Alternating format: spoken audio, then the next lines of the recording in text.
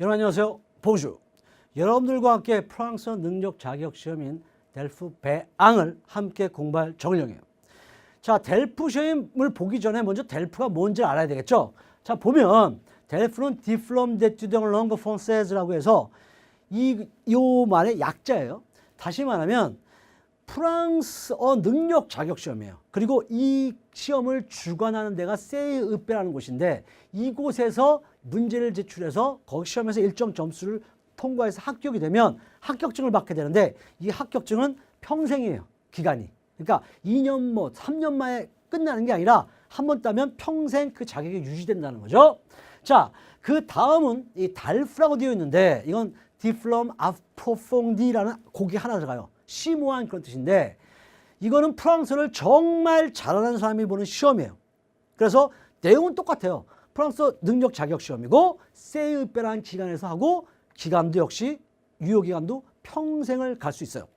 그러니까 결과적으로 이 세이으페라는 그 기관에서 관장하고 있는 프랑스어 델프 또는 달프는 총 6단계예요.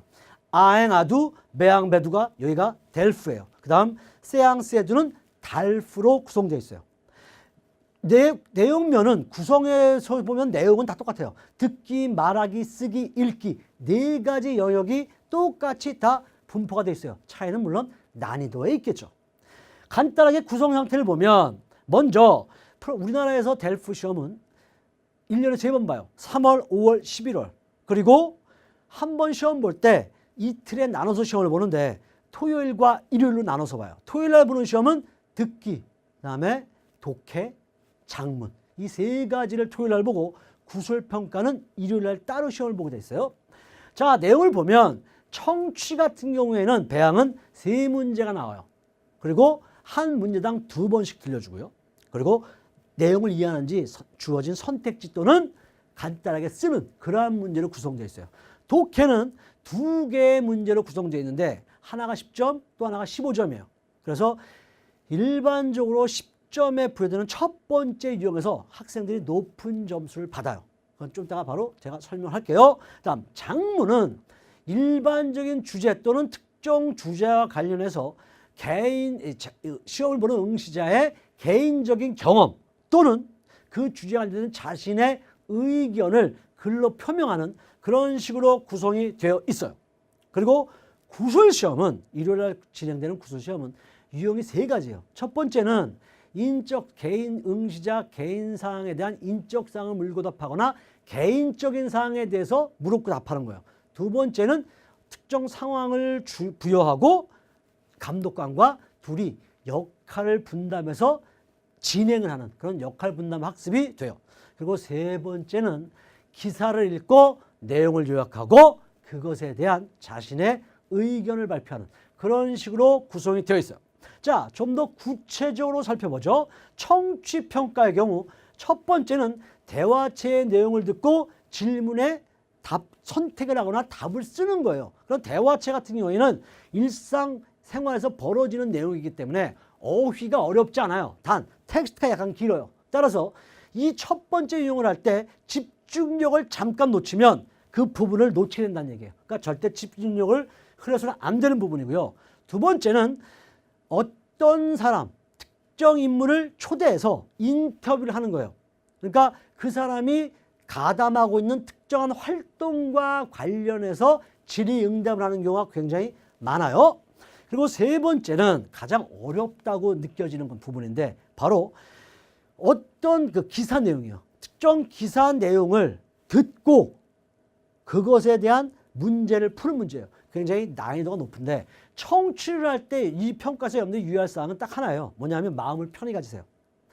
듣기 훈련이 잘 되어 있지 않기 때문에 어려워요.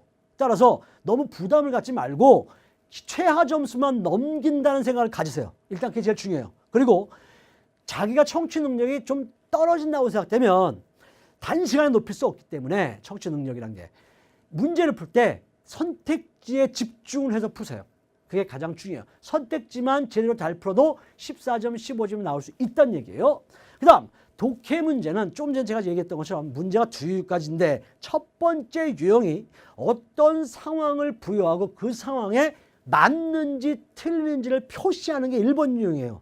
10점짜리. 따라서 보면 이 응시자들 중에 첫 번째 1번 문제에서 10점짜리 중에 거의 다 평균 8, 9점을 받아요. 따라서 전반적으로 점수를 높게 받을 수 있는 부분이에요. 그리고 두 번째는 약간 긴 텍스트, 기사의 내용을 가지고 읽고 그 내용에 대한 그 내용을 이해하는지 못하는지를 평가하는 그런 문제죠. 주의할 사항은 어떤 문장을 주어지고 이 문장이 기사의 내용과 일치하느냐 일치하지 않느냐 refer를 표시하고요. 그 다음에 그 근거를 대는 문장을 텍스트에서 쓰는 justification하는 문제가 포함돼요.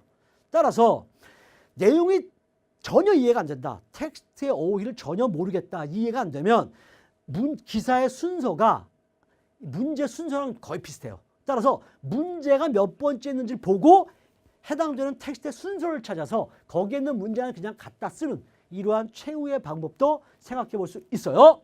그다음 장문은 지금 점점 더 그 주제가 다양해지고 있어요. 뭐 친구에게 어떤 주제에 대해서 자기의 경험 같은 거를 쓴다든가 또는 어떤 주제와 관련해서 뭐 환경오염의 중요성을 어떻게 생각하십니까? 에 대해서 자기가 그 내용에 대해서 직접 쓰는 이러한 내용이 되어 있어요.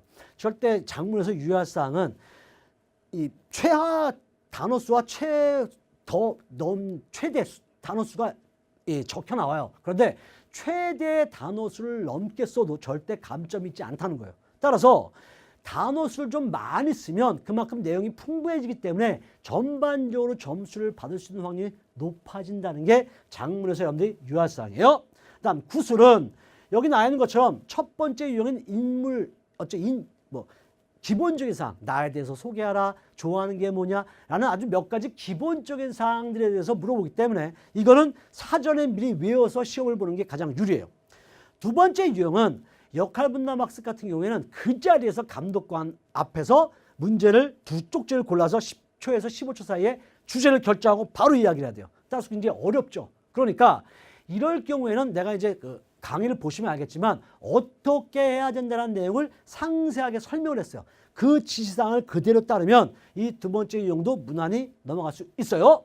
자, 그 다음 세 번째 유형의 경우는 제일 까다로운 부분이에요. 자신이 기사를 읽고 그 기사에 대한 내용을 생각을 해서 어떻게 해요? 의견을 요약을 하고 자신의 의견을 발표하는 거예요. 굉장히 쉽지 않은 부분이에요. 따라서 이 부분도 제가 강의를 할 때 강의 본 텍스트를 분석하기에 앞서서 그 앞에다가 어떻게 하라고 전개해 놓은 게 있어요. 그걸 반드시 외우셔서 실제로 구술됐을 때 그것을 활용을 해야 돼요.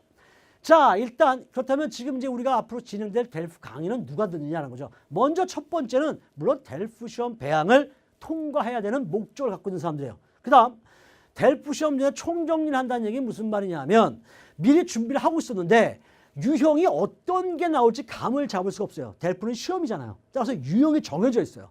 그 유형을 확인하고 그 다음에 시험을 보고 싶은 그런 경우죠. 그 다음에 중급 프랑스를 훈련한 사람, 이건 이제 꼭 델프 시험을 목적이 아니더라도 기본적으로 자신이 어느 정도 기본적으로 뭐 한 1년 정도 프랑스를 했다. 그러면 그 윗단계의 공부를 하고 싶은 사람들이 들을 수 있는 거고요. 그럼 맨 마지막은 전반적인 영역에서 실력을 고루 갖추고 싶은 사람들, 이러한 사람들이 델프를 들으면 돼요.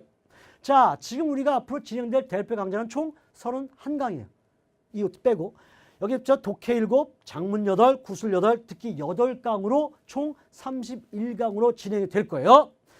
제가 앞으로 강의를 계속 할 텐데요. 일단 제가 지금 현재 델프 감독관으로 지금 6년, 7년째 일하고 있어요. 그러니까 시험 문제가 그동안 1년에 3번이니까 약 20번 정도를 제가 감독을 들어가서 제 눈으로 시험 문제를 계속 확인했어요. 따라서 이 시험 문제들이 어떻게 변화해 가는지를 가장 현장에서 본 사람이에요. 그리고 이런 문제는 이렇게 해야 되겠구나 라는 걸 가장 많이 경험했기 때문에 아마 여러분들에게 큰 도움이 될 거예요.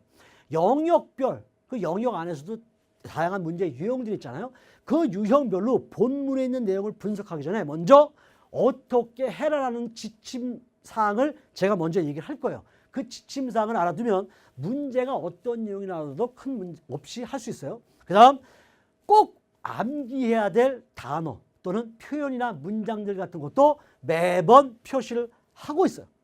그리고 가장 중요한 건 뭐예요? 시간 싸움이에요. 너무너무 많은, 그러니까 내가 들인 시간에 비해서 얻는 게 없으면 효과가 없잖아요. 그러니까 지금 델프 강좌의 가장 큰 핵심 사항, 목표는 뭐냐면 짧은 단기간에 최대한의 효과를 높일 수 있는 방법이에요. 그래서 시험에 초점을 맞춰서 시험 유형에 나올 수 있는 만한 것들을 집중해서 했기 때문에 훨씬 더 체계적으로 훈련이 진행될 거예요. 자, 여기 나오는 건 실제 델프 배양 시험을 봐서 합격한 합격증이, 물론 붙은 사람 이름은 지었죠.